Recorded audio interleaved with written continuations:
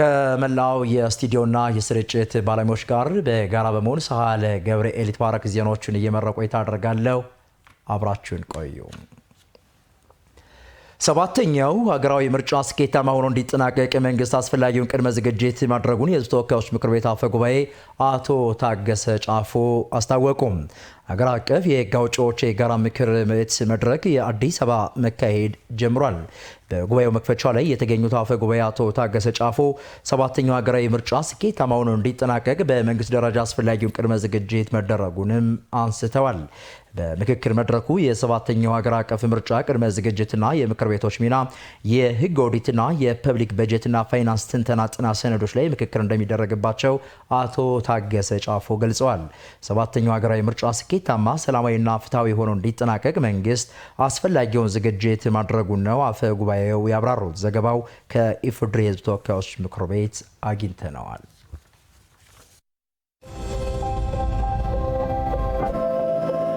ይህ የአዲስ አበባ ወንዞች አዲስ ገጽታ ነው።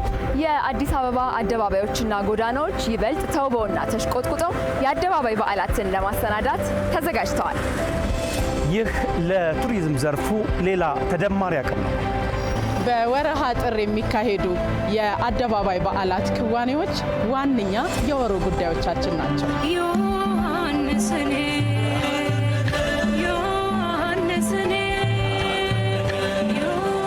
የሰባተኛው ሀገራዊ ምርጫ ዝግጅትን በተመለከተ በዚህ ወር ዘገባዎችን ወደ እናንተ እናደርሳለን። አዲስ አበባን ከሸማችነት ወደ አምራችነት የማሸጋገር ውጥን ትግበራና የገበያ ማረጋጋት ስራ በጥር ወር በትኩረት የምንሸፍነው አጀንዳ ጉዳያችን ነው። ኢትዮጵያውያን የሀሳብ ልዩነታቸውን በውይይት ለመፍታት እየመከሩ ነው። በዚህ ውስጥ ታዲያ የዋናው የምክክር ሂደት ተጠባቂ ነው። የዚህ ወር ዘገባችን ሌላኛው ትኩረት ነው።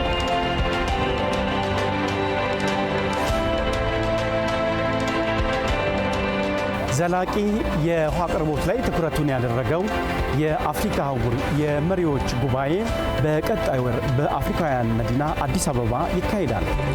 ለህብረቱ ጉባኤ መዲናችን አዲስ አበባ እያደረገች ያለችውን ቅድመ ዝግጅት በጥር ወር ዘገባችን አስቀድመን እንቃኛለን።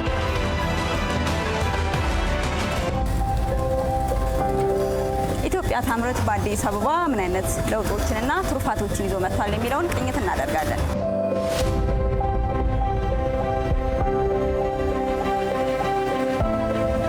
እነሆ ወርሃ ጥር ማህበራዊ መስተጋብሮቻችን በይበልጥ ጎልተው የሚታዩበት ወር። መኳል፣ መዳር፣ ጠንካራ ቤተሰብ መመስረት ለሀገር መሰረት ነው። በዜና ዘገባዎቻችን በወሩ እነዚህንና ሌሎች መስተጋብሮቻችንን እንፈትሻለን።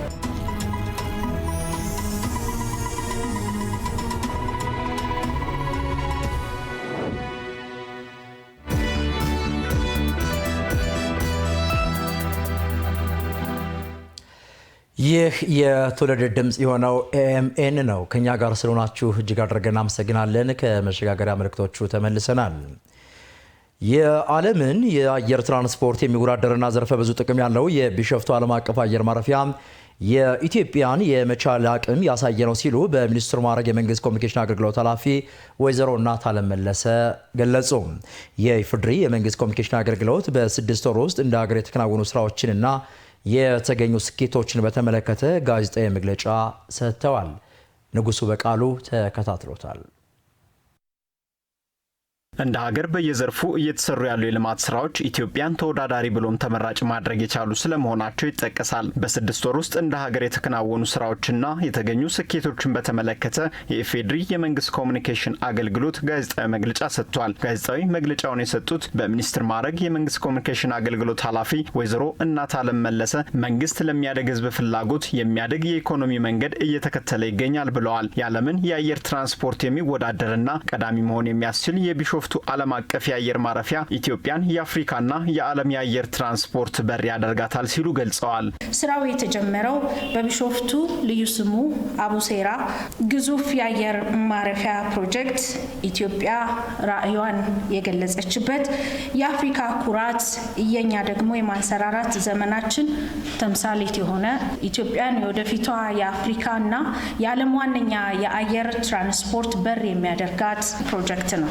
በዚህም ፕሮጀክት በተግባር የማደግ መሻትን ብቻ ሳይሆን አቅምና ቁርጠኝነትን እንዲሁም ቁርጠኝነት ብቻ ሳይሆን ለመተግበር ዝግጁ መሆናችንን እንደ ህዝብ ያሳየንበት እንደሆነ ግልጽ አድርገናል። የኑሮ ውድነትን ለመቆጣጠርና አላስፈላጊ ህገወጥ የግብይት ሰንሰለትን ለመበጣጠስ የቅዳሜና የእሁድ ገበያን በማስፋፋትና ድጎማ በማድረግ የዋጋ ግሽበትን ለመቆጣጠር ስለመቻሉ አንስተዋል። ባለፉት 6 ወራት በምግብ ራስን ለመቻል በሚደረግ ሂደት በተለያዩ የሀገሪቱ ክልሎች በመስኖና በኩታ ገጠም እርሻዎች ሰፊ መሬትን በሰብል በመሸፈን ምርታማነትን ማሳደግ ስለመቻሉ ወይዘሮ እናት አለም መለሰ ገልጸዋል።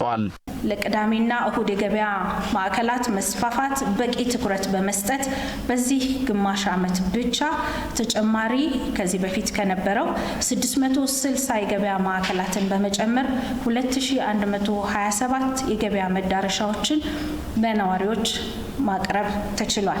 በኩታ ገጠም እርሻዎች የመጀመሪያውን ሩብ ዓመት እንኳን ብንወስድ 12.3 ሚሊዮን ሄክታር መሬት በኩታ ገጠም መታረሱን አይተናል። ከዚህ ጋር አያይዘን የሰብል ምርት ከነበረበት 360 ሚሊዮን ኩንታል ወደ 1.5 ቢሊዮን ኩንታል ማሳደግ የቻልንበት ነው። ለዓመታት ተዘንግተው ቆይተው የነበሩትን የማዕድንና የቱሪዝም ዘርፎችን በማነቃቃት የኢትዮጵያን የተፈጥሮ እምቅ ሀብት በመጠቀም ኢትዮጵያ ከእነዚህ መስኮች ማግኘት የሚገባትን ጥቅም እንድታገኝ መደረጉ በመግለጫው ተገልጿል። በኢንዱስትሪ ዘርፍ በተሰራ ስራ የማምረቻ ቦታዎችን በማመቻቸት ተኪ ምርቶችን በማምረት የውጭ ምንዛሬን ማስቀረት ተችሏል ብለዋል ወይዘሮ እናት አለም መለሰ። ባለፉት ወራት ተኪ ምርቶችን በማምረት የዳነ የውጭ ምንዛሬን ስንመለከት በመጀመሪያዎቹ 3 ወራት ብቻ እንኳን 1.08 ቢሊዮን ዶላር መድረሱ ኢትዮጵያ ተስፋ ሰጪ የኢንዱስትሪ ልማት ጎዳና ላይ መሆኑን የሚያመላክት ነው። የማምረቻ ቦታዎችን ማመቻቸት ጋር በተያያዘ በኢትዮጵያ ታምርት ንቅናቄ የተሰራው ስራ ለኢንዱስትሪዎች ምቹ የስራ ቦታዎችን በማመቻቸት አዳዲስ ሼዶችን የመገንባት በግንባታ ሂደት የነበሩትን ኢንዱስትሪ ፓርኮች የማጠናቀቅና ክልሎችና ከተማ አስተዳደሮች የለማ መሬት በማዘጋጀት ለአምራች ኢንዱስትሪው ምቹ ሁኔታን በመፍጠር ወደ ስራ የተገባበትም ጠንካራ የስራና የልማት ዓመት ነው ብለን እንወስደዋለን። ኢትዮጵያ ባለፉት 6 ወራት በዲጂታል መስክ በዲፕሎማሲ በገጠር መንደሮች ኮሪደርና የህዝብን ጥያቄዎች በተገቢው ሁኔታ በኃላፊነት ለመመለስ ያስችል ዘንድ የፊት ለፊት ውይይቶች መደረጋቸው ተጠቅሷል። በቀጣይ የሚካሄደውን ሀገራዊ ምርጫና እየተካሄደ ያለውን ሀገራዊ ምክክር ፍትሐዊ፣ አካታችና የተሳካለት ለማድረግ የተለያዩ ተግባራት እየተከናወኑ ስለመሆናቸው በመግለጫው ተመላክቷል። የተወደዳችሁ ተመልካቾቻችን ወደ ስቱዲዮ ዝርዝር መረጃዎች ወደ በኋላ ላይ እንመለስባቸዋለን። አሁን በቀጥታ በመግቢያችን ላይ ለመግለጽ እንደሞከርነው በተለያዩ አካባቢዎች ሪፖርተሮቻችን በመስክ ቅኝት ላይ ይገኛሉ። ወደ እነሱ ነው ቆይታ የምናደርገው።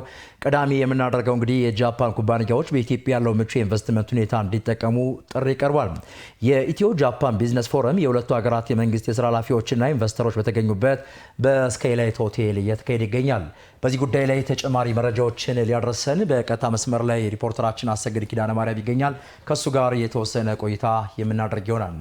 አሰግድ በድጋሚ እንደምሏል። እንግዲህ አንተ በምትገኝበት ስካይላይት ላይ አጠቃላይ በፎረሙ ላይ ምን አይነት ሀሳቦች ተነሱ ከሚለው ጥያቄ እንጀምር። አመሰግናለሁ። የኢትዮጵያ ጃፓን የቢዝነስ ፎረም እየተካሄደ ይገኛል። በዚህ ፎረም ላይ የመንግስት የስራ ኃላፊዎች እንዲሁም ደግሞ የጃፓን ከፍተኛ የመንግስት የስራ ኃላፊዎች በተገኙበት ነው እየተካሄደ የሚገኘው። ከዛ ባሻገር ደግሞ የተለያዩ ኢንቨስተሮችን በዚህ ምክክር ላይ ፎረም ላይ የተሳተፉ ይገኛል። ይህ ፎረም እንግዲህ ዋና ዓላማ ያደረገው በሁለቱ ሀገራት መካከል ያለውን የንግድ ልውውጥ ማሳደግ፣ ከዛ ባሻገርም የኢንቨስትመንት ፍሰትን ማሳደግና የቴክኖሎጂ ሽግግርን መፍጠር ዓላማ ያደረገ ፎረም ነው ማለት ነው። እንግዲህ በዚህ ፎረም ላይ የተለያዩ መልእክቶች ተላልፈዋል ማለት ነው። በተለይ ደግሞ ኢትዮጵያ ከቅርብ ጊዜ ወዲህ የተለያዩ የስራዎች በመስራት ለኢንቨስትመንት ምቹ ሁኔታ መፍጠር ላይ እንደምትገኝ ተመላክቷል። በተለይ ደግሞ የማክሮ ኢኮኖሚ ማሻሻያው በኢትዮጵያ ኢንቨስት ለማድረግ ምቹ ሁኔታዎችን እየፈጠረ እንደሚገኝ ነው የተመላከተው። ከዛ ባሻገርም የኢትዮጵያ መንግስት ለውጭም ይሁን ለሀገር ውስጥ ኢንቨስተሮች የተለያዩ ምቹ ሁኔታዎችን በመፍጠር ኢንቨስተሮች ወደ ኢትዮጵያ መምጣት ኢንቨስት እንዲያደርጉ የተለያዩ ስራዎችን እየሰራ እንደሚገኝ የኢንቨስትመንት ኮሚሽነር ዶክተር ዘለቀ ተመስገን ተናግረዋል። እሳቸውም እንግዲህ አሁን ላይ በኢትዮጵያ ያለው የኢንቨስትመንት ሁኔታ የተሻለና ለኢንቨስተሮች ምቹ ሁኔታ ስለመፈጠሩ ነው ያነሱት። ከሳቸው ባሻገር ደግሞ በመድረኩ ላይ ንግግር ያደረጉት የንግድና ቀጣናዊ ትስስር ሚኒስትሩ ዶክተር ካሳሁን ጎፌም እንግዲህ ኢትዮጵያ ባለፉት 5 ዓመታት በተለይ ከጃፓን ጋር የነበራት ግንኙነት እያደገ መምጣቱን የንግድ ልውውጥም ከፍ ያለ ስለመምጣቱ ተናግሯል። በተለይ ደግሞ ባለፉት 5 ዓመታት በኢትዮጵያና በጃፓን መካከል ያለው የንግድ ልውውጥ ከ400 ሚሊዮን ዶላር በላይ ከፍ ማለቱንም ነው የተናገሩት ማለት ነው። ይህም እንግዲህ ሁለቱ ሀገራት ባላቸው የትብብር ፍላጎት አማካኝነት እያደገ መምጣቱን ነው የገለጹት ማለት ነው። ከዛ ባሻገርም ደግሞ በመድረኩ ላይ የተገኙት የጃፓን የውጭ ጉዳይ ሚኒስትር ዴኤታ ኩሚትሱ አያኖ እንግዲህ ኢትዮጵያና ጃፓን በተለይ ደግሞ በልማትና በንግድ ግንኙነት ባለፉት ዓመታት ለበርካታ ዘመናት በትብብር ሲሰሩ የቆዩ ሀገራት ናቸው። ይህንን ማጠናከር የመቀጠል ፍላጎት እንዳላቸው ገልጿል። ኢትዮጵያና ጃፓን እንግዲህ በዲፕሎማሲያዊ ግንኙነት የጀመሩት በ1930ዎቹ አካባቢ ነውና ከዛ ጊዜ ወዲህ በተለያዩ የልማትና የንግድ ስራዎች አብረው ሲሰሩ ቆይቷል። እንግዲህ ኢትዮጵያም እንግዲህ ለጃፓን ገበያ በርካታ ምርቶችን ታቀርባለች። በተለይ ደግሞ የግብርና ምርቶችን ወደ ጃፓን ትልካለች። ከነዚህ መካከል ደግሞ ቡና ትልቁን ቦታ ይዛል። ከቡና ባሻገርም እንደነ ሰሊጥ ያሉ የዘይት የቅባት እህሎችን ከዛ ባሻገርም ደግሞ ሌሎች እንደ ቆዳና የቆዳ ውጤቶችን ያሉ ምርቶችን ወደ ጃፓን ገበያ ትልካለች። በምትኩ ደግሞ ከጃፓን የተሽከርካሪዎችን ከዛ ባሻገርም የተለያዩ የኤሌክትሮኒክስ ምርቶችንም ወደ ኢትዮጵያ ትልካለች ማለት ነው። የሁለቱ ሀገራት የንግድ ልውውጥ እንግዲህ ከፍ ያለ ነው ማለት ነው። አሁን በኢትዮጵያ ያለውን ምቹ የኢንቨስትመንት ሁኔታ እንግዲህ ጃፓን ኩባንያዎች እንዲጠቀሙ ጥሪ ቀርቧል። አሁን ላይ ወደ 20 የሚጠጉ የጃፓን ኩባንያዎች በኢትዮጵያ በስራ ላይ ይገኛሉ። ይህንን ቁጥር ለማሳደግና በሁለቱ ሀገራት መካከል ያለውን የንግድና ኢንቨስትመንት ትብብር ከፍ ለማድረግ እንግዲህ በዚህ ፎረም ላይ ጥሪ ቀርቧል ማለት ነው። እንግዲህ አሁን ላይ ኢትዮጵያ ባደረገችው የማክሮ ኢኮኖሚ ማሻሻያ ለጃፓን ሲያስተያዩን ሌሎች ሀገራት ምቹ የሆነ ኢንቨስትመንት እድል ያለባት ሀገር በመሆኗ ጃፓኖች ደግሞ የረጅም ጊዜ ቆይታቸውን ልምዳቸውን በመጠቀም በኢትዮጵያ ኢንቨስት እንዲያደርጉም ጥሪ የቀረበበት መድረክ ነው ማለት ነው። እንግዲህ በኢትዮጵያና በጃፓን መካከል ያለው የንግድ ልውውጥ እያደገ መጥቷል። ባለፉት 5 ዓመታትም እንግዲህ ከፍ ያለ መጥቷል። አሁን ላይ ወደ 400 ሚሊዮን ዶላር ደርሷል ማለት ነው። ይህም እንግዲህ ከፍ ያለ የንግድ ልውውጥ ነው። ኢትዮጵያ እንግዲህ በቀጣይም እሴት የተጨመረባቸውን የግብርና ምርቶችና ሌሎች ምርቶችን ወደ ጃፓን ገበያ የመላክ ፍላጎት እንዳላትም የተጠቀሰው ከጃፓን የሚመጡት ምርቶችም እንግዲህ በቀጥታ ምርቶችን ከማምጣት ባሻገርም የጃፓን ኢንቨስተሮች ወደዚህ በመምጣት በኢትዮጵያ የተለያዩ ዘርፎች ላይ እንዲሰማሩና በተለይ ወደ ከጃፓን የሚመጡ ምርቶች እንደ ተሽከርካሪ ያሉ ምርቶችን በኢትዮጵያ በመገጣጠም እንግዲህ ለገበያ ለማቅረብ ምቹ እድል መፈጠሩንም ነው የተጠቀሰው። በኢትዮጵያ እንግዲህ ሰፋፊ የሆኑ የኢንዱስትሪ ፓርኮች አሉ። በእነዚህ ኢንዱስትሪ ፓርኮችም የጃፓን ኢንቨስተሮች በመምጣት እንዲያለሙም ነው ጥሪ የቀረበው ማለት ነው። በዚህ መድረክ ላይ እንግዲህ እነዚህ ሀሳቦች ተነስቷል። ለምሽት ዜና ወጃ ደግሞ ሌሎች ጉዳዮችን ጨምሬ የመመለስ ነው የሚሆነው። ሳህለ ገብርኤል። ምናልባት አሰግድ የሁለቱን ሀገራት የንግድ ትስስር ከማጠናከር አኳያ ይህ ፎረም ምን ጠቀሜታ አለው ተባለ? እንግዲህ ይህ ፎረም የመጀመሪያው አይደለም። ከዚህ በፊትም እንዲህ አይነት ፎረሞች ሲካሄዱ ቆይቷል። በተለይ ደግሞ የሁለቱን ሀገራት የንግድና ኢንቨስትመንት ግንኙነት ለማሳደግ የተለያዩ ፎረሞች ሲካሄዱ ቆይቷል ማለት ይህ የመጀመሪያውም አይደለም። በዚህ ፎረም ላይ እንግዲህ በዋናነት ሲነሳ የቆየው ጃፓን ትልቅ የሆነ የኢኮኖሚ ያላት ሀገር ናት። ከኢትዮጵያ ጋርም ረጅም ጊዜ ንግድ ልውውጥ የምታደርግ ሀገር ናትና ይህንን በማሳደግ በኢትዮጵያ ያለውን ምቹ የኢንቨስትመንት እድል የመጠቀም ጉዳይ ላይ ትኩረት የማድረግ ጉዳይ ነው ማለት ነው። በዚህ ፎረም ላይ ተነሳው ማለት ነው። ከዚህ ቀደም የነበሩት ፎረሞች በተመሳሳይ በኢትዮጵያ የነበሩ እድሎችን የመጠቀም ሁኔታ ላይ ያተኮረ ነበር። ይሄኛውም ፎረም እንግዲህ በኢትዮጵያ ያሉ የተለያዩ የግብርናም ይሁን የማኑፋክቸሪንግ የኢነርጂና የሌሎች ዘርፎችን እድሎች የጃፓን ኢንቨስተሮች እንዲጠቀሙና በጋራ የማደግ ፍላጎት እንዳለ ነው የተጠቀሰ የሚገኘው። እንግዲህ ከዚህ ቀደም ኢንቨስተሮች መጥተው እንዲያለሙ ብቻ ነበር የሚፈለገው። አሁን ላይ ግን ኢንቨስተሮች መጥተው እዚህም ልምዳቸውን ቴክኖሎጂ ሽግግርም እንዲያደርጉ ፍላጎት አለና የጃፓን ኢንቨስተሮች ወደዚህ መጥተው ኢንቨስት ያደርጉ ቴክኖሎጂ ሽግግሩ ይኖራል። ከዛ ባሻገር ደግሞ በጋራ የመልማት ፍላጎቱም እንደሚኖር ነው የተገለጸው። ኢትዮጵያም እንግዲህ ያደረገችው የማክሮ ኢኮኖሚ ማሻሻያ ለነዚህ ሁኔታዎች ምቹ ሁኔታ የሚፈጥር ስለመሆኑም ነው በመድረኩ ላይ የነበሩት የመንግስት ኃላፊዎች የገለጹት ማለት ነው። መልካም ሪፖርተራችን አሰግድ ኪዳነ ማርያም በቀጥታ ስርጭት ስላደረስከን መረጃ እጅግ አድርጌ አመሰግናለሁ። መልካም ቀን ተመኘው። ቀጥለናል። የተወደዳችሁ ተመልካቾቻችን ወደ ሌላኛው ጉዳያችን ነው የምናልፈው። የኦሮሚያ ክልል የፖለቲካ ፓርቲዎች የጋራ ምክር ቤት ዲሞክራሲያዊ የፖለቲካ ብልህነትን ለማዳበር በትኩረት እንደሚሰራ ገልጿል። የጋራ ምክር ቤቱ የ6 ወር የስራ አፈጻጸሙን እየገመገመ ይገኛል። ይህን ጉዳይ የተከታተለ የሚገኘው ደግሞ ሪፖርተራችን መሐመድ ኑራሊ በቀጥታ መስመር ላይ ይገኛል። ከእሱ ጋር የተወሰነ ቆይታ የምናደርግ ይሆናል። መሐመድ በድጋሚ እንደምላል እስኪ አጠቃላይ በመግቢያ ላይ ጠቆም ለማድረግ ሞክረ ነበረ። በግምገማው ላይ እየተነሱ ያሉ ሀሳቦች ምን ይመስላሉ ከሚለው ጥያቄ እንጀምሩ። አመሰግናለሁ ሳህለ። ቅድም መግቢያም ላይ እንዳነሳሁት የኦሮሚያ የፖለቲካ ፓርቲዎች የጋራ ምክር ቤት የ6 ወር አፈጻጸማቸውን እየገመገሙ ይገኛል። እንግዲህ በዚህ መርሃ ግብር ላይ የተለያዩ የፖለቲካ ፓርቲዎች የተሳተፉበት ሲሆን በዚህም እንግዲህ በቀጣይ በዚህ 6 ወራት ባሳለፉ 6 ወራት ምን አይነት ተግባራትን አከናወኑ፣ በዚህ 6 ወር ደግሞ ምን ፈጸሙ፣ እንዲሁም ደግሞ ምን አይነት ተግዳሮት አጋጠማቸው የሚሉ ጉዳዮች በሪፖርት መልክ በመድረኩ ላይ ቀርበዋል ማለት ነው። ሳህለ በአጠቃላይ እንግዲህ በዚህ 6 ወር ውስጥ ምን ጉዳዮች አሉ የሚለውን የፈተሹበት መርሃ ግብር ነው የተካሄደው ማለት ነው። በዚህም በተለይ ደግሞ የዲሞክራሲ የፖለቲካ ምህዳርን በማዳበር ረገድ ትልቅ ስራ ስለመሰራቱና እንዲሁም ደግሞ በቀጣይ ይህንን ነገር አጠናክሮ ማስቀጠል የሚቻልበት ሁኔታ እንዳለም ጭምር ነው የተመላከተው። በዚህም እንግዲህ ይህንን የዲሞክራሲ ስነ ምህዳር ለማስፋት የሁሉንም ተሳትፎ የሚጠይቅ ስለመሆኑም ጭምር ነው በዚህ መድረክ ላይ የተመላከተው ማለት ነው። ሌላኛው ጉዳይ እንግዲህ ከዚህ ጋር ተያይዞ በተለያዩ ጉዳዮች ላይ ነው አጀንዳዎችን ቀርጸው ውይይት ሲያደርጉ የነበረው። እንግዲህ ቀጣይ የሚከናወነው ሀገራዊ ምርጫ ላይ ምን አይነት ተሳትፎ መደረግ አለበት፣ እንዲሁም ደግሞ በሀገራዊ ምክክሩ ላይ የፖለቲካ ፓርቲዎች ድርሻ ምን መሆን አለበት የሚሉ ጉዳዮች በስፋት የተነሱበት መድረክ ነው ማለት ነው። ሳህለ በአጠቃላይ እንግዲህ በዚህ መርሃ ግብር ላይ ተገኝተው ንግግር ያደረጉትም የጋራ ምክር ቤቱ ሰብሳቢ አቶ ሰለሞን ታፈሰም እንደገለጹት በተለይ የጋራ ምክር ቤቱ ባለፉት ጊዜያት የዲሞክራሲ ስነ ምህዳርን በማስፋት ረገድ ውጤት ስለመገኘቱና እንዲሁም ደግሞ ያጋጠሙ ተግዳሮቶችንም በቀጣይ አርመው የተሻለ ለማድረግ እንደሚሰሩም ጭምር ነው ዋና ሰብሳቢው የገለጹት ማለት ነው። በተለይ የፖለቲካ ፓርቲዎች ከፊታችን በሚከናወነው የሀገራዊ ምርጫ እንዲሳካ እንዲሁም ደግሞ በሀገራችን እየተከናወነ የሚገኘውን የሀገራዊ ምክክር ላይ የተሳካ እንዲሆን ሚናቸውን እንዲወጡም ጭምር ነው በመድረኩ ላይ የተመላከተው ማለት ነው። እኛም እንግዲህ ከውይይቱ በኋላ የተለያዩ የፖለቲካ ፓርቲ አባላትን ለማናገር ጥረት አድርገን ነበር። እነሱም እንግዲህ በቀጣይ እንደ ሀገር የሚከናወነው የሀገራዊ ምክክር ላይ ሚናቸውን እንደሚወጡና በቀጣይ በሚከናወነው ሀገራዊ ምርጫ ላይ ደግሞ ንቁ ተሳትፎ ለማድረግ ዝግጅት ስለማድረጋቸውም ጭምር ነው ያነሱልኝ ማለት ነው። ሳህለ በአጠቃላይ እንግዲህ መርሃ ግብሩ በቀጣይ የሚከናወኑ ተግባራት ላይ ሁሉም የጋራ የሆነ በጋራ ሆነው ለሀገር እድገት ለሀገር ስኬት ሚናቸውን መወጣት እንደሚጠብቅባቸውም ጭምር ነው በመድረኩ ላይ የተመላከተው። ሳህለ እጅግ አድርጌ አመሰግናለሁ መሐመድ ኑራሊ። እንግዲህ በምሽቱ ኤኤምኤን 47 በስፋት መረጃዎችን እንጠብቃለን። እስከዚያው ድረስ መልካም ጊዜ ተመኘው። ቀጥለናል። የተወደዳችሁ ተመልካቾቻችን እንግዲህ ሌላኛው ጉዳያችን በመስክ ምልከታ ላይ የሚገኘው መረጃችን ደግሞ በተያዘው በጀት ዓመት በመዲናዋ የደንብ ጥሰት በ87 በመቶ መቀነሱን የአዲስ አበባ ደንብ ማስከበር ባለስልጣን አስታውቋል። ባለስልጣን መስሪያ ቤቱ የ6 ወር የስራ አፈጻጸሙን እየገመገመ ይገኛል። በዚህ ጉዳይ ላይ ደግሞ ተጨማሪ መረጃዎችን ሊሰጠን ሪፖርተራችን ቴዎድሮስ ይሳ በቀጥታ መስመር ላይ ይገኛል። ከእሱ ጋር የተወሰነ ቆይታ የምናደርግ ይሆናል። ቴዎድሮስ በድጋሚ እንደምሏል። እንግዲህ ቀድመ በመግቢያ ላይ ጠቆም ለማድረግ ሞክረ ነበረ።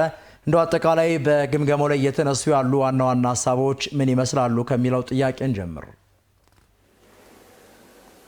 መልካም ሳለ ገብርኤል፣ ያው አንተም እንግዲህ ቀደም ብለህ ለመግለጽ እንደሞከርከው የአዲስ አበባ ከተማ ደንብ ማስከበር ባለስልጣን የ2018 የ6 ወር እቅድ አፈጻጸም ግምገማውን እያካሄደ ይገኛል። በመድረኩም እንግዲህ ከማዕከል እስከ ወረዳ የሚገኙ ተቋሙ አመራሮች ተሳትፈዋል ማለት ነው።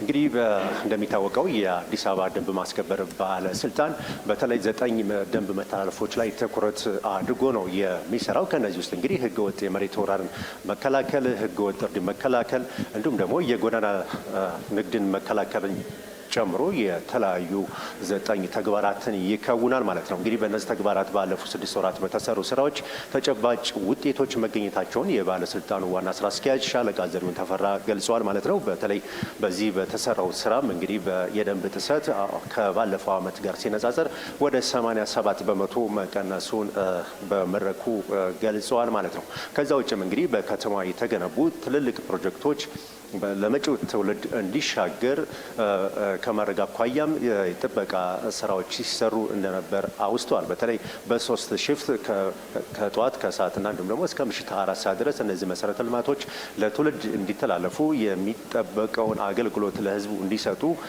ከማድረግ አኳያም የተለያዩ ተግባራት ሲከናወኑ እንደነበር ገልጸዋል። በዚህም ተጨባጭ ውጤቶች የተገኙበት 6 ወር እንደነበር ገልጸዋል ማለት ነው። ከዛም በተጨማሪ እንግዲህ ማለት ነው የተቋሙ በተለይ የደንብ ማስከበር ባለሙያዎች በተለይ አሁን ካለው ከተማዋ ጋር አብረው በቴክኖሎጂ የተላበሱ እንዲሆኑ እንዲሁም አቅማቸው እንዲጎለብት ከማድረግ አኳያም በተሰሩ ስራዎች በተለይ 6000 ለሚደርሱ የባለስልጣኑ ባለሙያዎች ስልጠናዎችን እንዲያገኙ የተደረገበት 6 ወር እንደሆነም ገልጸዋል ማለት ነው። ከዛ ውጭም እንግዲህ በተለይ ደንብ ጥሰቶች ሲከሰቱ ህብረተሰቡ በተለይ ለባለስልጣኑ መረጃ የሚሰጥበት በቴክኖሎጂ የተደገፈ አገልግሎቶችም የሚሰጥበት ሁኔታ ተፈጥሯል ባሉ። ከዛ ውጭም እንግዲህ ቁጥጥሩም በዛው ልክ በተለይ ባለስልጣኑ ባለሙያዎች የሚያደርጉበት መሰረተ ልማት መዘርጋቱ ተገልጿል ማለት ነው። ከዛ ውጭም እንግዲህ በተለይ የደንብ ጥሰትን እንግዲህ ለመከላከል በተለይ ባለፉት 6 ወራት በተሰሩ ስራዎች ውጤት መገኘታቸው ተገልጿል ማለት ነው። ከዛ ውጭም በተለይ ከባለድርሻ አካላት ጋርም በመሆን በተለይ ያለፉ በርካታ ሁነቶችን በከተማ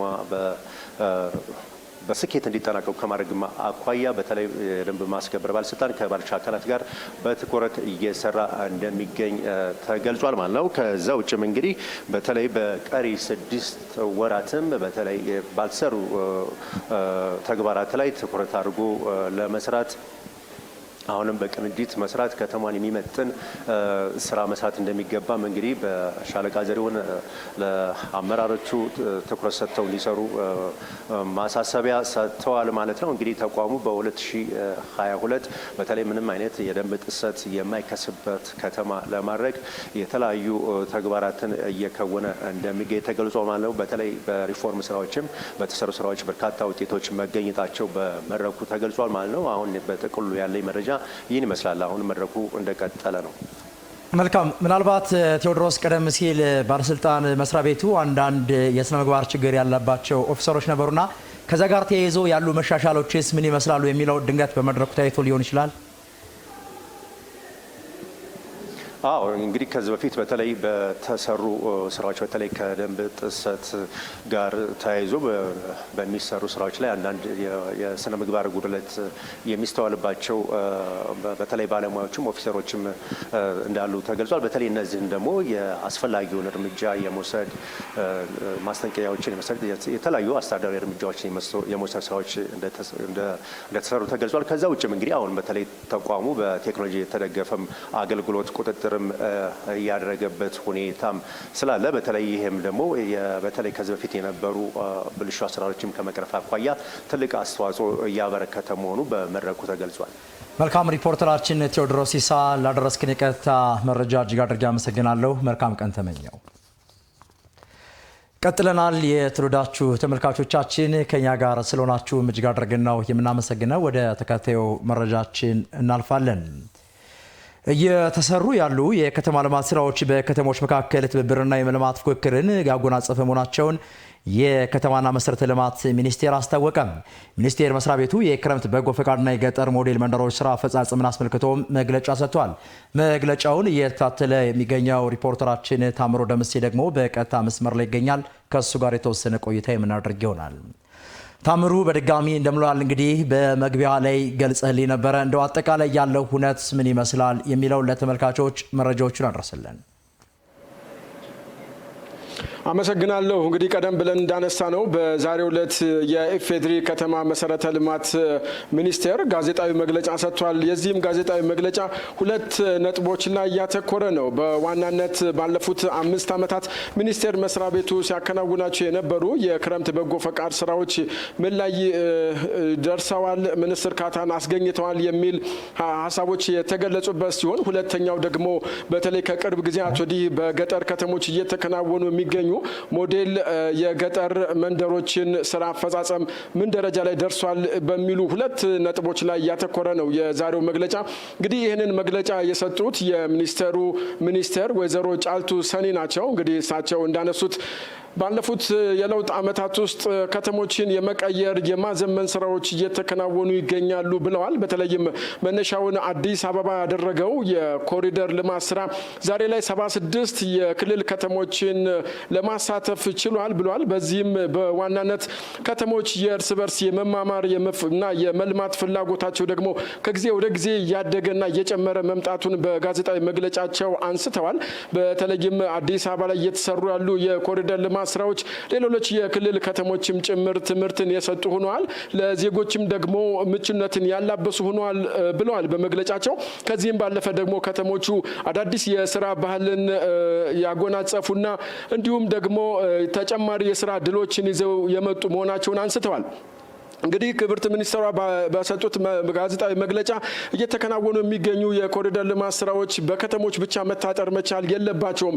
የተሟላ ብልጽግናን ለማረጋገጥ በከተሞች የተጀመሩ የልማት ስራዎች ወደ ገጠር ከተሞችም አካባቢዎችም መስፋት መቻል አለባቸው በሚል ደረጃ እቅድ ተይዞ በርካታ ስራዎች እየተከናወኑ እንደሚገኙ አንስተዋል። ለዚህም በማሳያነት ለአብነት ያነሱት በቅርቡ በማዕከላዊ ኢትዮጵያ ክልል በጠቅላይ ሚኒስትር ዶክተር አብይ አህመድ አማካኝነት ወደ ስራ የገቡ ሞዴል መንደሮችን ለማንሳት ሞክረዋል። እንግዲህ እነዚህ ሞዴል መንደሮች ተራርቀው የሚኖሩ ዜጎችን ወደ አንድ በማሰባሰብ በመሰረተ ልማት በማስተሳሰር ለዜጎች ምቹና ጽዱ አካባቢዎችን መፍጠር እንዳስቻለም በጋዜጣዊ መግለጫቸው አንስተዋል። እንግዲህ ይህም ደግሞ በዋናነት የመደመር እሳቤ የሆኑትን የዜጎች በአንድ አካባቢዎች በማሰባሰብ የተሟላ ጤናና እንዲሁም ደግሞ ምርታማነታቸውን ማሳደግ የሚያስችሉ ምቹ ምህዳርን እንዲጎናጸፉ አስችሏቸዋል የሚል ሀሳቦችም አንስተዋል። ይህም እንግዲህ ድምር ውጤቱ ደግሞ የዘመነች ኢትዮጵያን የመፍጠር ሂደቱ ላይ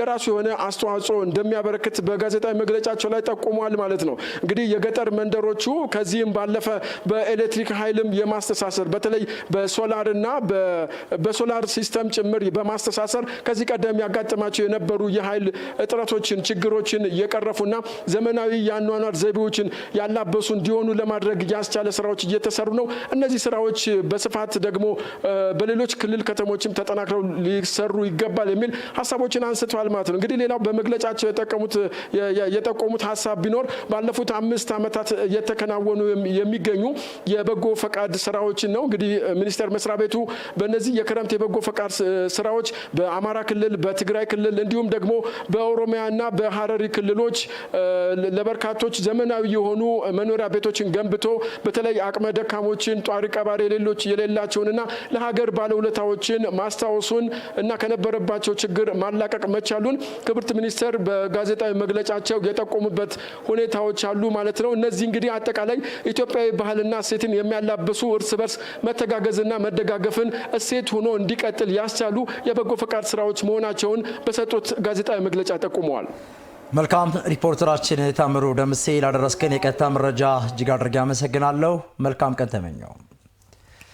ተመልካቾች ወደ ሌላኛው ጉዳያችን ነው የምናልፈው። የጉለሌ ክፍለ ከተማ የንጤቅ ህዝባዊ መድረክ የተነሱ የመልካም አስተዳደር ችግሮች ምላሽ ማግኘታቸውን የሚገመግም መድረክ እየተካሄደ ነው። በዚህ ጉዳይ ላይ ተጨማሪ መረጃዎችን ሊያደርሰን ሪፖርተራችን ሄኖክ ዘነበ በቀጥታ መስመራችን ላይ ይገኛል። ከእሱ ጋር የተወሰነ ቆይታ የምናደርግ ይሆናል። ሄኖክ እንደምላል እንግዲህ ቀደም ብለን በመግቢያችን ላይ አንተን አላገኘውም ነበረ። እንደው አጠቃላይ ህዝባዊ መድረኩ እንዴት እየተካሄደ ነው? የተነሱ ሀሳቦችስ ምን ይመስላሉ? ለተነሱ ሀሳቦችስ ትክክለኛው ምላሽና ማብራሪያ እየተሰጠባቸው ነው ወይ የሚለውን ለተመልካቾች መረጃዎቹን አጋራለን። እጅግ አርጌ አመሰግናለሁ። እንግዲህ በመግቢያ ላይ አንተም እንዳነሳኸው በጉለሌ ክፍለ ከተማ የተለያዩ የልማት ስራዎችን ወይ ደግሞ የመልካም አስተዳደር ጥያቄዎችን፣ ፍትሐዊ አገልግሎቶችን ተደራሽ ለማድረግ በርካታ ስራዎች መሰራታቸውን የተመላከተው እንግዲህ ከዚህ ቀደም በቴሌቪዥናችን ወይ ደግሞ በጣቢያችን ዋርካ ፕሮግራምን ጨምሮ እንደዚሁም የአገልጋይ ፕሮግራምን ጨምሮ በተለያዩ ህዝባዊ መድረኮች በእንጠያይቅ መድረክም ማለት ነው የተለያዩ ሀሳቦች ተነስተዋል ከህብረተሰቡ። እነዛን የህብረተሰቡ የተነሱ የመልካም አስተዳደር ጥያቄዎች እንደዚሁም የመልካም አስተዳደር ጥያቄዎችንና ሊፈቱ የሚገባ አቅጣጫዎችም ተቀምጠው ተቀምጠው ነበር። እነዛን የሚገመግም መድረክ ነው ምላሽ እየተሰጠበት የሚገኘው። አሁን ላይ እንግዲህ ህብረተሰቡ ከዚህ በፊት ያነሳቸው ጥያቄ ምን ነበሩ፣ አሁን ላይስ መንግስት የወሰደው እርምጃ ተመልሷል የሚለውን የሚገመግም መድረክ ነው። እንግዲህ ይህንን ሊመሰክሩ የሚችሉት ህብረተሰቡ ያነሳው ጥያቄ ራሱ ተመልሷል መንግስት መልሷል የሚለውን ራሱ ህብረተሰቡ ምላሽ የሚሰጥበት ወይ ደግሞ ምስክርነቱን የሚሰጥበት ከዛ ባሻገር ደግሞ ያልተፈቱትም ጭምር እንዲፈቱ አቅጣጫ የሚቀመጥበትና ህብረተሰቡም ያልተፈቱትን አልተፈቱም ብሎ ቅሬታውን አሁንም ደግሞ ጥያቄውን መልሶ የሚያቀርብበት መድረክ ነው የተዘጋጀው። በዚህ መድረክ ላይ እንግዲህ የአዲስ አበባ ከተማ የኮሙኒኬሽን ቢሮ ምክትል ኃላፊ አቶ ዘውዱ ከበደም ተገኝተዋል። እንደዚሁም ደግሞ የክፍለ ከተማው ዋና ስራ አስፈጻሚ አቶ ወልዴ ወገሴን ጨምሮ የተለያዩ ከፍተኛ አመራሮችና ጉዳዩ የሚመለከታቸው አካላት ተገኝተዋል። በዚህ መድረክ ላይ እንግዲህ በዋናነት አቶ ዘውዱ ከበደ ባነሱት መሰረት ህብረተሰቡ መሰል ጥያቄዎችን ሲያነሳ ፊት ለፊት ከህብረተሰቡ ጋር የሚገናኘው አመራሩ ምን ያህል ጥያቄው መልሷል፣ ምን ያህል የመልካም አስተዳደር ጥያቄዎችን መልሷል፣ ህብረተሰቡ የሚያነሳውን ጥያቄ በምን ያህል መልሷል ብሎ ፊት ለፊት በህብረተሰቡ የሚገመገምበት ወይ ደግሞ ህብረተሰቡ ሊያገለግል የተቀመጠው አመራር ጥያቄዎችን መልሷል ተብሎ የሚገመገምበት መድረክ ስለመሆኑ አንስተዋል። ይህ እንግዲህ ከፍተኛ አፈጻጸም የሚታይበት መድረክ መሆኑ የተነሳው ህብረተሰቡንም ለማናገር ሞክረናል። በአካባቢውም በመድረኩ ላይ የተገኙ ሰዎችንም እንደዚሁም ደግሞ አመራሮችንም ለማናገር ሞክረናል።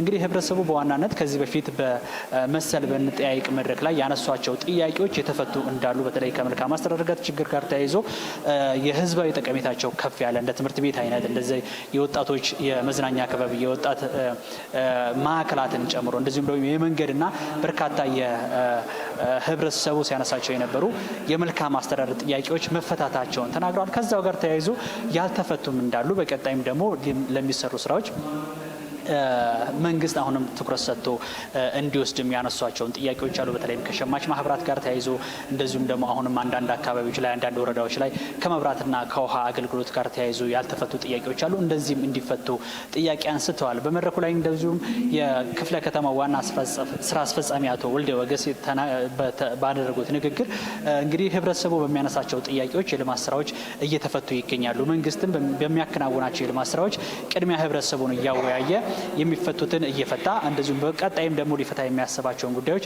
እየፈታ ግብዓት የሚወስድበት መድረክ ነው። ከዚህ በመቀጠልም በሚያከናውናቸው ስራዎች የህብረተሰቡ ተሳትፎ ወሳኝ ነውና አሁንም ያነሳቸውን ጥያቄ ጨምሮ በቀጣይም ለሚከናወኑ ስራዎች የህብረተሰቡን ተሳትፎ፣ የህብረተሰቡን ጥቆማ፣ የህብረተሰቡን ግብዓት ከግምት ባስገባ ሁኔታ እንደሚፈታም በክፍለ ከተማው ስም ቃል ገብተዋል። እንዲህ በቀጣይ የሚሰሩ ስራዎችን ጨምሮ ግብዓት የተወሰደበትና ያሉትን ደግሞ በማጽናት በቀጣይ የህብረተሰቡን ተጠቃሚነት ትልቅ ግብዓት የሚወድ መድረክ መሆኑ ነው የተመላከተው። በቀጣይም እነዚህ ስራዎች ተጠናክረው እንደሚቀጥሉ ቃል ገብተዋል። ህብረተሰቡን በልማት ስራዎቹ ላይ የሚያበረክቱን ተሳትፎና አበርክቶ በላቀ ሁኔታ ለመፈጸም ቃል የገባበት መድረክ ነው። መድረኩ አሁንም እየተካሄደ ይገኛል። የሚመለከታቸው አካላትም ለተነሱ ጥያቄዎች ምላሽ እየሰጡ ወደፊትም ደግሞ ለሚሰሩ ስራዎች ግብዓትን እየወሰዱና የቤት ስራን እየወሰዱ ያሉበት መድረክ ነው። በአጠቃላይ በዚህ መድረክ ላይ ያለው ሁኔታ መልካም። ሪፖርተራችን ሄኖክ ዘነበ ላደረስከን የቀጥታ መረጃ እጅግ አድርጌ አመሰግናለሁ። መልካም ቀን ተመኘው። የተወደዳችሁና የተከበራችሁ ተመልካቾቻችን እንግዲህ በመስክ ላይ የነበሩ ሪፖርተሮቻችን አጠቃላይ ያደረሱን መረጃ የተከታተላችሁት ይመስሉ ነበረ። አሁን ደግሞ በቀጥታ የምናልፈው በስቱዲዮ ለተዘጋጁት ዝርዝር መረጃዎቻችን ነው።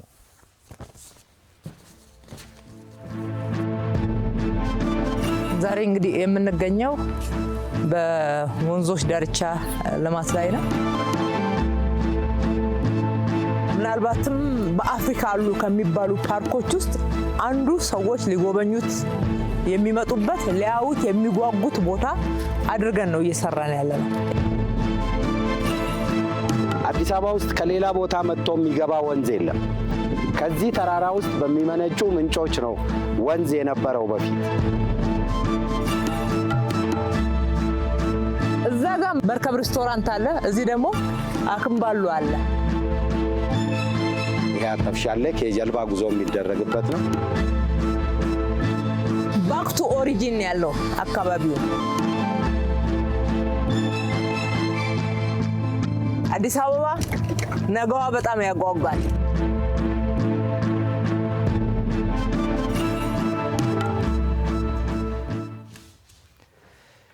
ከመሸጋገሪያ መልእክቱ ተመልሰናል። አሁንም ከኛ ጋር ስለሆናችሁ እጅግ አድርገን እናመሰግናለን። የዜና አዲስ መረጃዎቻችን እንደቀጠሉ ናቸው።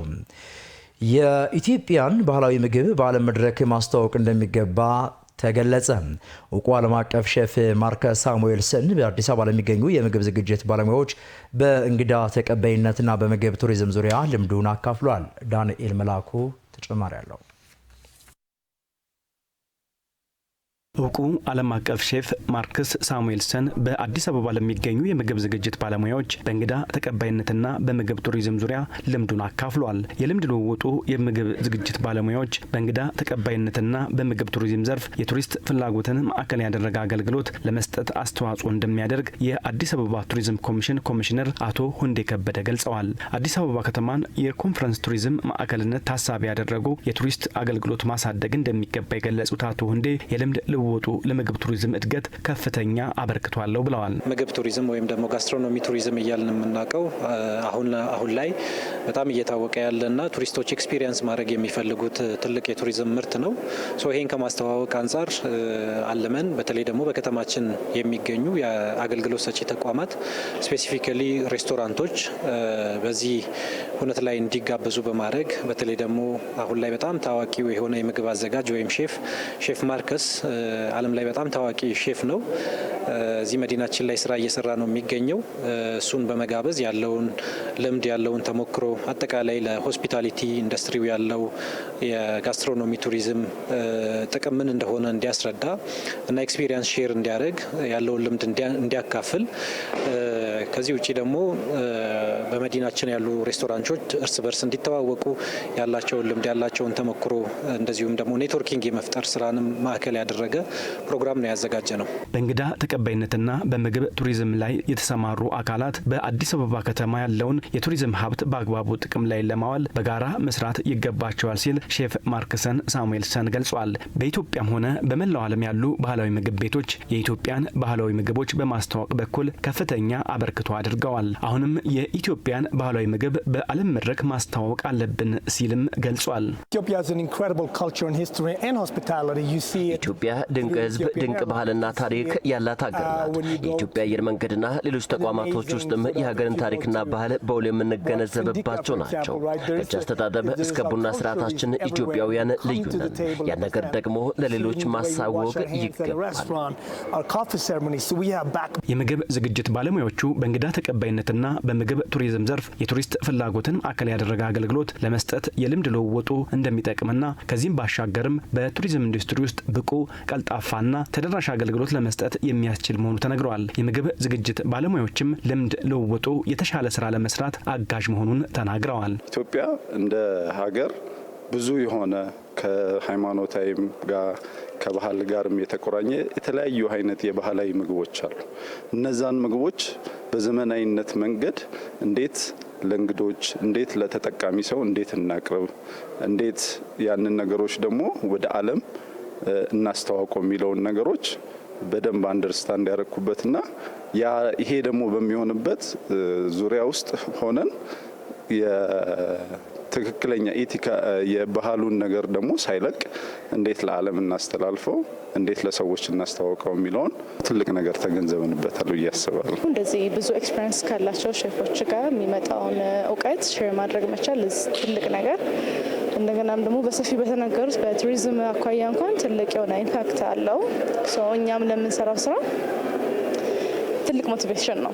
ከልምድ ልውውጥ መድረኩ በኋላ የምግብ ዝግጅት ባለሙያዎቹ በአዲስ አበባ ከተማ የተሰሩ የተለያዩ የልማት ስራዎችን ጎብኝተዋል። የተወደዳችሁ ተመልካቾቻችን አሁን ደግሞ የምናልፈው በመግቢያችን ላይ ለመግለጽ እንደሞከር ነው ዕለቱን በታሪክ ነው። በዛሬው ዕለቱን በታሪክ ደግሞ የሬዲዮ አባት ተብሎ የሚጠራው ጉግሌም ማርኮኒን በእንግሊዝ የሬዲዮ ሞገድን በመጠቀም የገመድ አልባ ተግባቦት ግኝት ባለቤትነትን የተቀዳጀው በአውሮፓውያን ዘመን ቀመር በዛሬው ዕለት ጃንዋሪ 13 1896 መሆኑን ታሪክ ይነግረናል። ትባርክ ኢሳያስ አሰናድተዋለች። በ19ኛው ክፍለ ዘመን ሳይንስ ለሰው ልጆች ካበረከታቸው የዓለማችን ታላላቅ ግኝቶች የሬዲዮ ቴክኖሎጂ አንዱና ዋነኛው ነው። ከ100 ዓመታት በላይ ያስቆጠረው የሬዲዮ ግኝትና ምርምር አሁን የደረሰበት ደረጃ ለመድረስ በርካታ ሊቃውንት ለብዙ ዓመታት ደክመውበታል። ያ በመሆኑ የሬዲዮ ቴክኖሎጂ የብዙ ምርምር ጥረትና ውጤት እንጂ የአንድ ሰው ድንገተኛ ፈጠራ አይደለም። በግኝቱ የጀርመን፣ የጣሊያን፣ የካናዳ፣ የአሜሪካ ወዘተ ሊቃውንቶች የየበኩላቸውን አበርክተዋል። ያለ ምክንያት ስለ ሬዲዮ ይህን አላልናችሁም። በዛሬው የዕለቱን በታሪክ መሰናዷችን የሬዲዮ አባት ተብሎ የሚጠራውና የገመድ አልባ የተግባቦት ቴክኖሎጂዎችን ለዓለም ያስተዋወቀው ጣሊያናዊው ጉግሊሞ ማርኮኒን በእንግሊዝ የሬዲዮ ሞገድን በመጠቀም የገመድ አልባ ተግባቦት ግኝት ባለቤትነትን የተቀዳጀው በዛሬው ዕለት ማለትም በአውሮፓውያኑ የዘመን ቀመር በጃንዋሪ 13 ቀን 1896 መሆኑን ተከትሎ ጥቂት ስለ ሬዲዮና ጉግሊሞ ማርኮኒ ልንላችሁ ወደን እንጂ father of long distance radio transmission and winner of the 1909 Nobel Prize for Physics ውልደቱ በፈረንጆቹ 1874 በጣሊያን ቦሎኛ እንደሆነም የህይወት ታሪኩ ያስረዳል። የመሬት ከበርቴ ልጅ የነበረው ማርኮኒ በዚያው በቦሎኝ ትምህርቱን ተከታትሏል። ማርኮኒ በጀርመኑ ፊዚስት ሄንሪ ሩደልፍ ሄርዝ የማይታዩ ሞገዶች የኤሌክትሮማግኔቲክ ግንኙነት ግኝት ተስቦ ብቻ አልቀረም። የራሱን የኤሌክትሮማግኔቲክ ሲግናልን መላክ የሚችሉ ቁሳቁሶችን በቤተሰቦቹ መኖሪያ ውስጥ በመገንባት ለበርካታ ጊዜያት ተደጋጋሚ ሙከራዎችን እያደረገ እንደቆየ ታሪክ ያስረዳል። በ22 ዓመቱ ግን ውጤቱ እውን የሚሆንበት ጊዜ ተቃርቦለት ስራው የእንግሊዝ የፖስታ ቢሮን ጨምሮ የበርካቶችን ትኩረት ስቧል። በአመቱ 12 ማይል ርቀት መላክ የሚችል የገመድ አልባ ቴሌግራፍም ማበርከት ችሏል። የፈጠራ ባለቤት መብትን ለማግኘትም ቀጥሎም ንግስት ቪክቶሪያ ከልጆቻቸው ከልዑል ኤድዋርድ መልእክት መላክ የሚችሉበትን ፈጠራ ሰርቷል። የፈጠራ ስራውን በማሻሻል የአትላንቲክ ውቅያኖስን እንዲያቋርጥ የማድረግ ውጥንንም ማሳካት ችሏል። በዚህም በአትላንቲክ ውቅያኖስ ላይ የተሳካ ሙከራውን አድርጓል። ይኸው ሙከራውም የሬዲዮ ሞገዶችን በዓለም ዙሪያ መላክ እንደሚቻል ፍንጭ የሰጠም ሆኗል። ማርኮኒ ለገመድ አልባ የቴሌግራፍ ፈጠራው በአውሮፓውያኑ 1909 የኖቤል ሽልማትን ከጀርመኑ ፊዚስት ካርሌፍ ብራውን ተጋርቷል።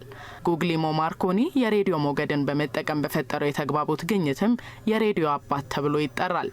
የገመድ አልባ የተግባቦት ቴክኖሎጂ ፈጠራ ጀማሪ ብሎም የሬዲዮ አባት ተብሎ የሚጠራው ጉግሊሞ ማርኮኒ በፈረንጆቹ 1935 ሲያርፍ ለክብሩ ሲባል በአሜሪካ በእንግሊዝና በጣሊያን የነበሩ የሬዲዮ ጣቢያዎች ለብዙ ደቂቃዎች ዝም እንዲሉ ተደርጓል። በኢትዮጵያ የሬዲዮ ጅማሬ በቀዳማዊ ኃይለ ሥላሴ ጊዜ እንደነበረ ታሪክ ያወሳል። ቀዳማዊ ኃይለ ሥላሴ የገመድ አልባ የተግባቦት ቴክኖሎጂዎችን ለማቋቋም ስራ ሲጀምሩ ቴክኖሎጂው በዓለም ላይ ገና ለጋ እንደነበረም እንዲሁ ይነሳል። በአዲስ አበባ ንፋስ ስልክ በሚባለው አካባቢ በ1923 ዓመተ ምህረት መሰረት የተጣለለት የሬዲዮ ጣቢያ ግንባታ በታህሳስ ወር 1927 ዓመተ ምህረት ተጠናቆ በአመቱ አገልግሎት መስጠት እንደጀመረም ታሪክን መለስ ብለን ስናይ የምናገኘው ነው። ራዲዮ ወደ ኢትዮጵያ ከገባ ከ9 አስርት ዓመታት በላይ እድሜን አስቆጥሯል። አዲስ ሚዲያ ኔትወርክም ኤፍኤም 96.3 ሬዲዮ ስርጭትን አስጀምሮ ከ2 አስርት ዓመታት በላይ አስቆጥሯል። የሬዲዮ አባት ተብሎ የሚጠራው ጉግሊሞ ማርኮኒን በእንግሊዝ የሬዲዮ ሞገድን በመጠቀም የገመድ አልባ ተግባቦት ግኝት ባለቤትነትን የተቀዳጀው በአውሮፓውያኑ የዘመን ቀመር ጃንዋሪ 13 1896 መሆኑን መነሻ አድርገን በዕለቱን በታሪክ መሰናዶ ተመለከት ነው። አሁን ደግሞ ወደ ድንቃድንቅ መረጃችን አለፍን። በዛሬው የድንቃድንቅ መረጃችን እንደ ኖርዌይ፣ ፊንላንድ፣ አይዝላንድ፣ ሰሜናዊ ካናዳና አስላካ ባሉ የሌሊት ሰማያት ላይ የሚታየው ብርሃን አውሮራን በተመለከተ ደግሞ ሪፖርተራችን ቤቴሌም አየነው እንደሚከተለው ታስቃኘናለች። በምድር ላይ ያሉ ጥቂት የተፈጥሮ ክስተቶች ሰዎች እንዲደመሙ ዝም ብለው ፈዘው እንዲመለከቱና እንደ ሰሜናዊ መብራቶችና ደቡባዊ መብራቶች ያሉት ደግሞ ይህም አለለካ እንዲሉ ያደርጋቸዋል። እኒህ መብራቶች አውሮራ ቦሪያሌስ በመባል ይታወቃሉ። እንደ ኖርዌይ፣ ፊንላንድ፣ አይስላንድ፣ ሰሜናዊ ካናዳና አላስካ ባሉ የሌሊት ሰማያት ላይ የሚታየው አውሮራ ከእውነታው የራቀ ይመስላል። ሰማዩ ራሱ ህያው የሆነ ነው። እጅግ ነጸብራቃዊ፣ በተለያዩ ቀለማት ያሸበረቀ ተፈጥሯዊ ትዕይንት ነው። ነገር ግን ከዚህ ውበት በስተጀርባ ድንቅ ሳይንስ አለ። የሰሜኑና የደቡብ መብራቶች ታሪክ የሚጀምረው 93 ሚሊዮን ማይል ርቀት ላይ ነው፣ በፀሐይ ላይ። ፀሐይ ያለማቋረጥ የፀሐይ ንፋስ በመባል የሚታወቁትን ቅንጣቶች ጅረት ትለቃለች። የፀሐይ እንቅስቃሴ ሲጨምር የፀሐይ አውሎ ንፋሶች የሚባሉት ግዙፍ የኃይል ፍንዳታዎች በቢሊዮን የሚቆጠሩ እነዚህ ቅንጣቶች በሚያስደንቅ ፍጥነት ወደ ምድር ይሮጣሉ። በተለምዶ ምድር የማይታይ ጋሻ በሚሰራው መግነጢሳዊ መስክ ትጠበቃለች። እነዚህ ቅንጣቶች ወደ ላይ እንዲመታ ከመፍቀድ ይልቅ መግነጢሳዊ መስኩ ወደ ፕላኔቷ ሰሜንና ደቡብ ምሰሶዎች ይጎትቷታል። ቅንጣቶቹ ወደ ምድር የላይኛው አካባቢ አየር ሲገቡ እንደ ኦክሲጅንና ናይትሮጅን ካሉ ጋዞች ጋር ይጋጫሉ። እነዚህ ግጭቶች ኃይልን በብርሃን መልክ ይለቃሉ እና ያ ብርሃን አውሮራ በመባል ይታወቃል። ቀለሞቹ ራሳቸው ሳይንሳዊ ታሪክን ይናገራሉ። በየሰከንዱ ቅርጹን ይቀይራል። ከጠፈር የማይታዩ ኃይሎች ምላሽ ይሰጣሉ። ሳይንቲስቶች አውሮራን የጠፈር አየር ሁኔታን ለማጥናት ይጠቀሙበታል። ተመራማሪዎች ለብዙ መቶ ዘመናት ይህን ሚስጥር በራሳቸው መንገድ ለማስረዳት ሞክረዋል። አንዳንዶች ደግሞ በአፈ ታሪክ መብራቶቹ የአባቶች መናፍስት ናቸው ብለው ያምኑ ነበር። ሌሎች ደግሞ ከአማልክት የመጡ እሳቶች ወይንም በሰማያት የሚሮጡ እንስሳት እንደሆኑ አድርገው ያስባሉ። ዛሬ ሳይንስ እንዴት አውሮራ እንደሚፈጠር ቢገልጽም ስሜታዊ ተጽዕኖ ሳይለወጥ ቆይቷል። የሰሜናዊ መብራቶች የሚመለከቱ ሰዎች ብዙ ጊዜ ጥልቅ የፍርሃት ስሜት እንደተሰማቸው ይገልጻሉ። አንዳንዶቹም ያለቅሳሉ። አንዳንዶቹ ሙሉ በሙሉ ጸጥ ይላሉ። ሌሎች ደግሞ ፎቶ ማንሳታቸውን ረስተው ፈዘው ይህን ድንቅ የተፈጥሮ ትዕይንት ያጣጥማሉ። ዓለማችን በድንቅ የተፈጥሮ ገጸ በረከት የታጀበች ሚስጥራዊ ስፍራ ነች። አንጸባራቂው የተፈጥሮ መብራት አውሮራን በወፍ በረር ቃኘ።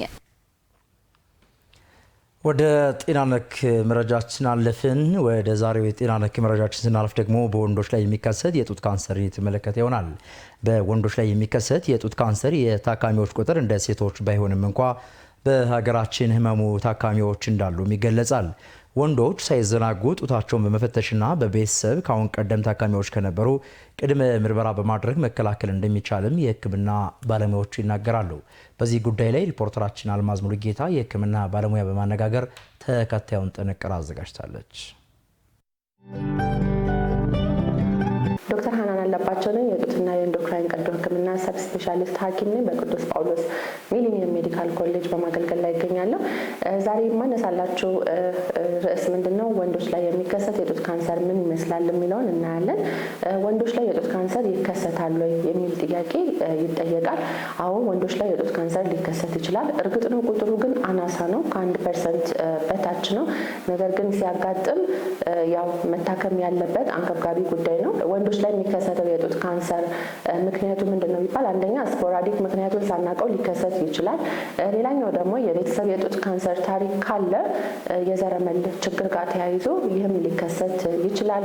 ሌላ ደግሞ በተለያየ አይነት አጋጣሚ የሆርሞን ትሪትመንት መድኃኒት የሚወስዱ ሰዎች ለዚህ ለጡት ካንሰር ተጋላጭነታቸው ይጨምራል ማለት ነው። ስለዚህ ምልክቱ ምንድነው? ብዙ ጊዜ ወንዶች ላይ በአንድ በኩል ጡት ለይቶ እብጠት እባጭ ካስተዋሉ ከዛም ጋር ተያይዞ የቆዳ ለውጥ ካለ እነዛ አይነት የጡት ህመምም ካለ ሴቶች ላይ የምናስተውላቸው የጡት ካንሰር ምልክቶች ለወንዶችም በጋራ የምንጠቀማቸው ወይም ደግሞ የምናገኛቸው ምልክቶች ናቸው። ስለዚህ እንደዚህ አይነት ምልክቶች ካሉ ወደ ሕክምና ማዕከል ሄዶ አስፈላጊውን ምርመራ ይህም አልትራሳውንድ ሊሆን ይችላል፣ ማሞግራፊ ሊሆን ይችላል፣ ወይም ደግሞ ናሙና በመውሰድ ምንነቱ የእባጭ ምርመራ ማድረግ ይኖርብናል ማለት ነው። ያንን ካወቅም በኋላ የሕክምና አማራጮቹ ሴቶች ላይ እንደሚታከመው ቀዶ ሕክምና፣ ኬሞቴራፒ፣ የጨረር ሕክምና እንደ አስፈላጊነቱ ከባለሙያ ወይም ሐኪሙ ባቀደው መልኩና እንደ ካንሰሩ የተገኘበት ደረጃ የሚወሰን ይሆናል ማለት ነው። የወንዶች ላይ የጡት ካንሰር ቁጥሩ አናሳ ነው ሲባል ልክ እንደ ሴቶች ነው የሚሆነው። ሁልጊዜም ጤናማ የአኗኗር ዘይቤ በምንመርጥበት ማስተካከል የምንችላቸውን ነገሮች ላይ ነው መስራት የምንችለው። ጤናማ የአኗኗር ዘይቤ በመምረጥ ያም ክብደትን በመቀነስ ሌላ ደግሞ የአጓጉል ልማዶችን፣ ሲጋራ፣ አልኮል እንደዚህ ነገሮችን መቀነስ እንችላለን ነው እንጂ መከላከል እንችላለን የሚለውን ሙሉ ለሙሉ ደፍረን ለመናገር እንቸገር። በአንድ ዓመት ውስጥ 2 ወይ 3 ሰው ታክሟል። በአንድ ተቋም ነው የምልሽ፣ ሌሎች ተቋማትም ይኖራሉ። ወንድ የጡት ካንሰር አይዘውም የሚለው እሳቤ የተዛባ ነው። ያንን ግን ከግምት ማስገባት አለባቸው። ማንኛውም አይነት ጡታቸው ላይ እብጠት ካስተዋሉ ይሄ ከውፍረት ጋር ያለ ነው ብለው ችላ ማለት የለባቸውምና መታየት አለባቸው ነውና በስራ ላይም እንደዚህ አይነት የጡት ካንሰር ታማሚዎች በወንዶች ያጋጥሙናል የሚለውን መልእክት ቢወስዱልኝ ደስ ይለኛል።